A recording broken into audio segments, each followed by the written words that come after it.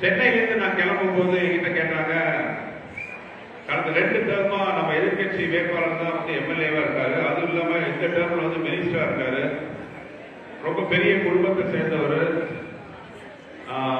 அரசியல் செல்வாக்கு முக்கியவர், இருந்தவர், அந்த கட்சியோட தலைமை குடும்பத்துக்கு மிகுந்த நெருக்கமானவர், இவரெல்லாம் ஜெயிக்க முடியுமா அப்படின்னு கேட்டாங்க. நான் பதில் சொல்றேன்னு சொன்னேன். இப்போ உங்களெல்லாம் பார்க்கும் போது எனக்கு ஒரு மிகப்பெரிய தைரியம் வந்திருக்கு. அந்த கேள்விக்கான பதிலுக்கு இப்பதான் தெரியுது. ஜெயிக்கவே முடியாதுங்கிறதுக்கு அவர் என்ன புரட்சி தலைவர் எம்ஜிஆரா, பிடிஆர் தானே? நம்ம கையை பேச வைக்கும். ஏன்னா திமுக ஒன்றும் பெரிய ஒரு அசைக்க முடியாத விஷயமே இல்லை. அவங்க பலமே தங்களை பலமா இருக்கிற மாதிரி காட்டிக்கிறது தான்.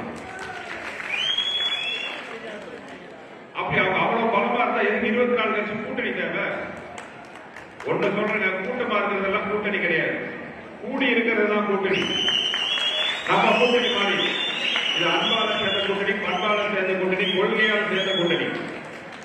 அந்த கூட்டணி மாதிரியா அவங்களுக்கே தெரியும். கூச்சல், குழப்பம், பிரச்சனை, வேட்பாளரை மாத்துறது, லொட்டு லொசுக்கு அத்தனை. என் பாஷையில் சொல்ல போனா பில்டிங் ஸ்ட்ராங், பேஸ்மெண்ட் வீக். எனக்கு வாழ்க்கையே சிரிப்பா இருக்குது. நேரக்காமி அதெல்லாம் சுருக்கமா முடிச்சுக்கிறேன். முந்தா நாள் மதிப்புக்குரிய தமிழக முதல்வர் மதுரைக்கு வந்திருந்தாரு, பேசினாரு. அதுல வந்து மத்திய அரசு மதுரையை வச்சுட்டுதா சொன்னாரு. இதை கேட்கும்போது சிரிப்பு தான் வந்துச்சு. உண்மை என்னன்னு நம்ம எல்லாத்துக்குமே தெரியும். 2015 ஸ்மார்ட் சிட்டிங்கிற ஒரு ஸ்கீம் வந்துச்சு.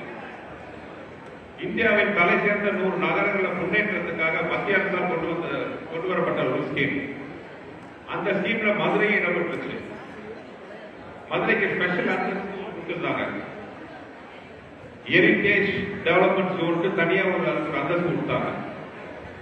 அந்த நிதியில பெரும்பகுதி மத்திய அரசும் மாநில அரசும் குறிப்பிடத்தக்க நிதி கொடுத்தா ஸ்மார்ட் சிட்டி திட்டம், ஸ்மார்ட் சிட்டி திட்டம் உருவாச்சு. அப்போ இந்த அதிமுக எடப்பாடியார் தலைமையிலான ஆட்சியில, அம்மா தலைமையிலான ஆட்சியில மத்திய அரசோட இணைந்து அந்த ஸ்மார்ட் சிட்டி மூலமா உருவான திட்டங்கள் தான் இப்ப நம்ம முன்னாடி இருக்கிற பெரிய பஸ் நிலையம் ஆகட்டும், வைகையாறு சுற்றி இருக்கிற தடுப்பு சோர்கள் ஆகட்டும், மீனாட்சி அம்மன் கோயிலை சுற்றி இருக்கிற நடைபாதைகள் ஆகட்டும், சோலார் லைட் ஆகட்டும், மல்டி லெவல் கார் பார்க்கிங் ஆகட்டும், இப்ப இவங்க தாங்க திறந்து வச்சுதான் பேரை போட்டு திறந்து வைக்கிறாங்களே பாலங்கள், அந்த திட்டம் அப்ப போடப்பட்டதுதான். இந்த மாதிரி மதுரைக்கு எத்தனையோ திட்டம் வந்துச்சு. வர வேண்டியிருக்க போதுதான் எதிர்பாராதமா திமுக ஆட்சி வந்துச்சு. இந்த 5 வருஷமா ஒரு புள்ள கூட அவங்க வளர்க்கல. தேவையில்லாம அரசியல் ஆதாயத்துக்காக மத்திய அரசு கூட சண்டை போட்டு வரக்கூடிய நிதியெல்லாம் கெடுத்து இப்போ ஒரு தங்க நகரமா, கோபுர நகரமா விளங்குற மதுரையை வந்து ஒரு குப்ப